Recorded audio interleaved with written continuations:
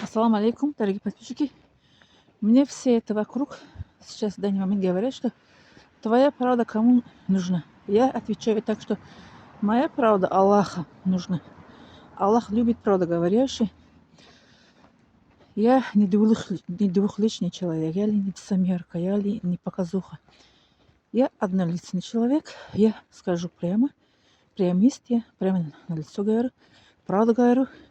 Если моя правда никому не нужна, моя правда Аллаху нужна, потому что Он сообщил через наш пророк Коран, что «О Мухаммад, скажи, что пришла правда, исчезла неправда, потому что неправда исчезающая». Вот. Если кто не понимает Коран или кто понимает, забыл, что такой аят есть в Коран, сообщить, что правда это всегда стоит на месте.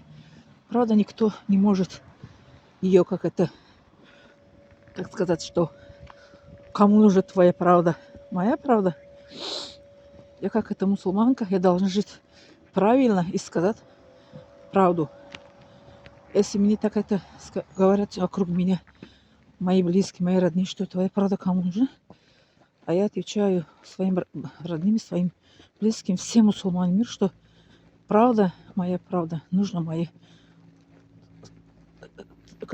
Аллаха, Создатель, который создал меня, которого я поклоняюсь, которого я боюсь, кроме него никого не боюсь, которого я люблю, которого кроме него никого меня не видит. Только он меня видит, куда я иду, чем занимаюсь, а машины напротив стоит. Вот, поэтому так я вам говорю, что не надо никого бояться, кроме Аллаха. Правда всегда победит на неправду. Как моя дочь, когда ее мучили в школе, тоже притеснили, она всегда сказала: мама, терпи, победим. Аллах терпеливый. Я терплю, кто хочет повредить меня, попробуют повредить. По воле Аллаха на меня действуют эти враг человека.